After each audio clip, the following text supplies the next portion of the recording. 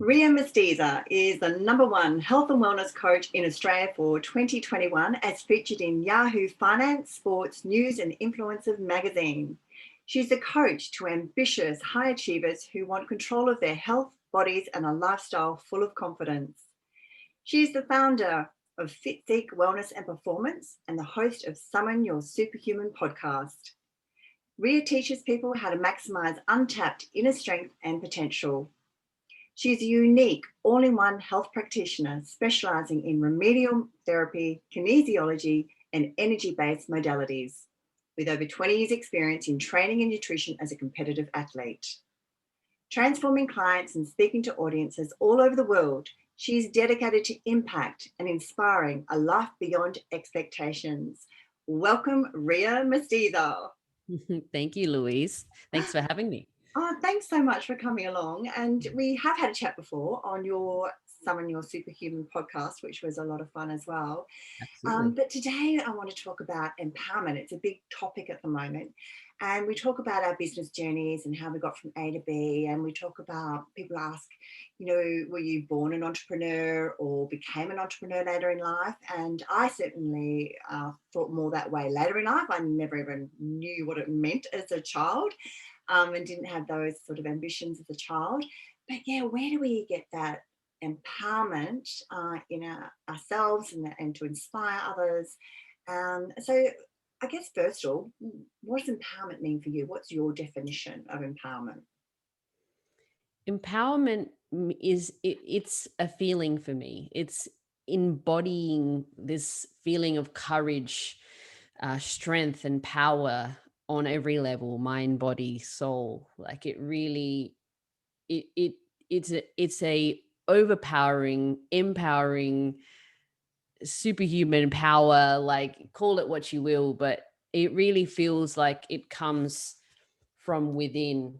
Like the S on your chest is just that. Yeah, you feel like the world is at your feet and there's nothing that you can't do. Yeah, and do you feel you physically stand different, you know, walk differently, Mhm. present differently in yourself?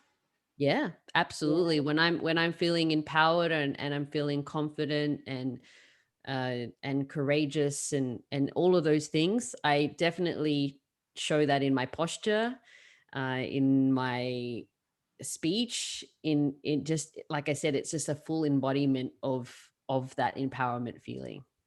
Yeah, and it's interesting, isn't it? Because when you feel disempowered, it's the opposite. You sort of, your shoulders droop, and you don't feel nice in anything. And yeah, so yeah, Mhm. that's great. And it's interesting listening to everybody's different definitions of empowerment. Overall, it's all the same, and it's that confidence. But yeah, it means something slightly different to everybody. So I want to delve back into childhood, because I'm trying to work out whether, I'm a bit intrigued what people's childhoods were like, and did that influence them to achieve, and especially your amazing successes that you've achieved in your adulthood. Did it start when you were a child, or did you have to work on it later as an adult? So let's first talk about your childhood and where you fitted in your family, and you know, did your parents make you feel as though you were heard and valued? Yeah, let's talk Mhm. about your childhood and whether what you thought was going on then, if Yeah. anything. Sure. So I was an only child with my mum. So my dad had two sons with his previous marriage, and by the time I was born, they were adults, and one was getting married and the other was already not living at home. So essentially, I grew up as an only child because I was my mum's only child. Having said that, I I don't feel like that spoilt only child like a lot of people assume when I say that, only because they really made sure that I understood the difficulties that they had to go through their lives. So as a personality, when I was young and I guess trying to literally finding my feet, I think that music was something that embodied me as a child, as a young little Ria, who just, wanted to groove and try to hum and sing and emulate, the Jackson 5, or things like that, and play Can pots and see a little pans. spin happening there, Ria. Yeah. Play pots and pans and whatnot. And my mum used to always say to me that I, moved to the beat of my own drum. I don't think that was really a saying she actually grew up with, but it's definitely something she'd always said to me, because in her eyes, and she, she didn't know any better, but she was, well, why aren't you like the other kids? Like the other girls that, I'm playing dolls and things like that. But, I was a bit of a tomboy. I like to play with cars. I thought they were more interesting than playing, tea sets and things. So I'd play with cars and build Lego and play sports. And, that was my time with my dad as well, because he was always working. So the dynamic was, mum wanted me to be a little princess, and, she dressed me as such, much to my detriment. And I'd, kick and scream about that a lot. But I would do it to appease her, and that I didn't have much choice. But also I would still, change straight out of that into into a basketball jersey and shoot hoops for hours and with the boys, and all sorts of other things that I thought were a lot more interesting. So she didn't stop me from doing anything, but she definitely tried to encourage me to go in a different way. Like, for example, with the dancing, I wanted to, I wanted to do hip hop and things like that. There was a little bit more alternative. It wasn't, as well known to her, especially back then. And she was like, what's this all about? Why is this like street dancing? Why do you want to do that? You should do ballet. And so I went in and I'm like, I'm not doing ballet. I'm not wearing a tutu. So I ended up doing hip hop, and, we compromise most of the time. But yes. You did feel she listened to you, or you? Yeah. Yeah. Yeah, for the most part. Look, she did make me do a lot of things I didn't want to do. Like I said, wearing dresses and posing for photos. She's a Filipino, and if you know any Filipino women, they love taking photos. They like that. Literally, I was her little doll. She dressed me up, take Right. photos. You stand over there next to that, do this, and we would do so, because she's actually quite known in the Filipino community here in South Australia. She has a dance group. She's a well-known choreographer of folk dancing here. So from a young age, I danced Filipino folk dancing. So I did that from a young age, which is great, because in hindsight, all of those performances, I was a very shy, very, very shy young girl, very introverted. I did not enjoy being out in front of crowds and things like that. And she entered me in like beauty competitions, modeling, acting classes. She'd put me on stage to speak in front of crowds, and I would, be she made me do a lot of things out of my comfort zone, which now I appreciate and thank her for, because that has truly molded me and enabled me to do a lot of things as an adult that I probably would not have been able to do as well as I have Yeah. been because of her. And having the older brothers, did Mhm. you? And you said you played sport with them and everything. Did you feel as though you were as good as them? Did they make you feel as though, oh, we'll play with Ria, but we really don't want to play with Ria? Well, actually, Louise, you'll laugh. So, my older brothers, I actually didn't really have a close relationship with them in a playful sense. My one of my brothers, he estranged himself from the family, and the other was a professor. So I felt like if I wasn't getting a lecture from my dad, I'd be getting a lecture from him. So we weren't like buddies. But I did have a lot of boys around me that were my mum's friends' kids. And so they were around about my age or a little bit older. And actually, when we used to play basketball and things like that, I was better than them. And Okay, there you and go. You felt empowered. they hated it. They hated it. And because I was small, like I like to think of myself as average height, but I definitely was shorter than them. But I'm fast, and I practiced so much that I was very skillful with the ball. So I would run circles around them, and they hated it. but it was lots of fun for me. Was there someone outside your family that you sort of looked up to, or gave you a sense of encouragement, and yeah, was there someone outside that inspired you, or school? Was it school? I I find it difficult to think of one precise person because at different times through my child, like I think it's a lot to do with what my interests are at the time, right? So, as a young girl, I had these older boys that I hung around with, and they introduced me to things of interest like video games and sports, and so they were who I looked to, and then music. Like the first time I heard hip hop music, and I'm like, what music is that? And they're like, wow, that's Tupac, and that's all that. And I was like, oh, really? And they give me a tape, a cassette tape, and then I'd be listening to that. And then when I wanted to do DJing, there was a DMC champion, a world champion DJ that I learned how to scratch and mix vinyl from. So I think from a young age, I was always looking for who was the best in what I was interested in learning and learn from them, So even Wow, with you basketball, actually sorted mm, out. I don't know, it just came instinctually Yeah. to me, I think, because, when I wanted to learn how to play an instrument or learn how to dance, I went to an instructor, I went to a teacher.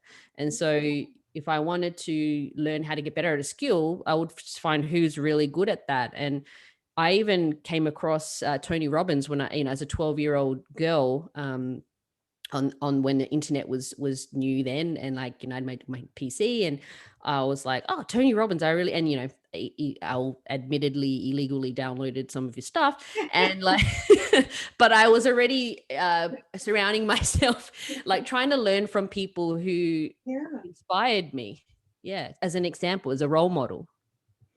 incredible.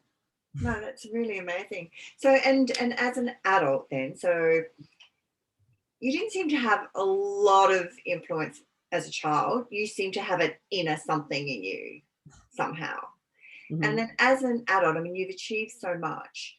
How have you know, gathered that sort of empowerment? Like, is it through networking, or is it again just seeking out people that you can learn from? Yeah, it's definitely been that. I wish I could pinpoint where exactly I got that from, and I think actually I'll say my father, because he he immigrated to Australia when he was 18 years old, and didn't know any English, didn't know anyone, and so he had to find a job, find a home, make a way as a young man in a new country. And that's what he did, I guess. From his example of having to knock on every employer's door and learn the language, and within a few months he was the one doing Italian interpreting for the other Italian immigrants that had come to the country. And so I was like, wow, like I think that I would have to say my father, because he really let me know that anything is possible. And he was my example for finding work, for when I moved to Melbourne to chase multiple careers simultaneously. He was the one that gave me that encouragement to know that I can do it. If he could do what he did, then why couldn't I move to another state and chase this career and do that on the side as well? So yeah, I would say my father. Yeah, and in your bio, you have kinesiology and remedial therapy. So, of course, they're courses you've taken as Mhm. well. Mhm. So that gives you a real sense of self worth and value. So, do you believe further education, is a way to empower? I think that education gives you that it gives you confidence in that recognition of having the stature that you can attain from education. Mm. It gives you confidence, but I think what gives you self-esteem is a different ball game, and that's a different kind of confidence that comes from experience learning yourself, who you are, and getting to the core of who you are as a person, I think is crucial in highlighting not only your past successes in academics, but also highlighting who you are as a woman, as an adult, um, and then marrying the two together. I think that that's the epitome of success right there. And Because a lot of very successful and powerful people and empowered women don't mhm, have an official education. They've just learned from life experiences, haven't they? mhm. Yep. Um, with your clients, I mean, you're the number one health and wellness coach in Australia. I mean, you inspire and allow people to reach their full potential. So how do you go about that? What do you say and do to them, for them, that allows them to, be the best version of themselves? I I think I've always had, or and this is from my mom again, is I always see the best in people and the good in people, despite what other people's judgments of them might be. And so when people come to see me and we meet and I listen, I ask questions about them, I learn who they are, and it's like an interview basically, isn't it? Because you're getting to know each other. It's like a first date. Yeah. um but at the same time, it's really about meeting them where they're at, and understanding where they want to be. So yeah, and sometimes I have, as a coach, I have to actually establish a goal beyond the goal, because sometimes they may come in and have such low self-esteem that they think, oh, Ria, I just want to lose a few kilos and be toned and live a healthy lifestyle. Great. But then as we sort of work together and I get to know them more, and then I start to see more potential, and then start to almost like hold the mirror up and present them with their potential, to start to open their eyes up to what's more available to them than they even realize is available to them. But I guess that's a bit of self-doubt for them. They're feeling pretty disempowered actually, and that self-doubt creeps in. Mhm. And yeah, it's often an outsider that actually sees the potential and gives you that boost. Yeah, and you made a really valuable thing, valid thing with listening, but it's hearing what's being said, isn't it? Mhm. Really, really understanding what's being said. And they're saying a few kilos, but I say a few kilos, and I mean 10. you know? So yeah, as you say, I think they might start with that, but really they'd be thrilled to lose 10. They just didn't think that was possible. Yeah. Well, learning to read between the lines as well. It's what is said, but it's what the body language says, and it's about not just letting one response suffice. It's asking as much detail, trying to get as much detail as possible, and then that's how you uncover true desires, I suppose. But Yeah. yeah. So what's a bit of a tip or a trick that you use when you know that they're feeling disempowered? Mhm. You just said you read them and you feel they're feeling pretty down about themselves. What is something that can just boost, for anyone that's listening out there that feeling the same way? What would you suggest they do? That's tricky because Yeah, is it? I mean, is it? I mean, it's hard to approach someone else that's inspiring when yeah, you're feeling disempowered yourself, when you've yeah. got that self doubt. You Mhm. want to be as inspiring as someone else, but you've got that self doubt. So, yeah, how do you actually overcome that? I mean, it's easy to say, "Oh, go and mix with people. Go and mix with people you want to be Mhm. like," but Mhm. you don't actually feel good enough to go and do that. So, is there something else that you can do? Well, I try to establish a, a similar experience that perhaps I had gone through.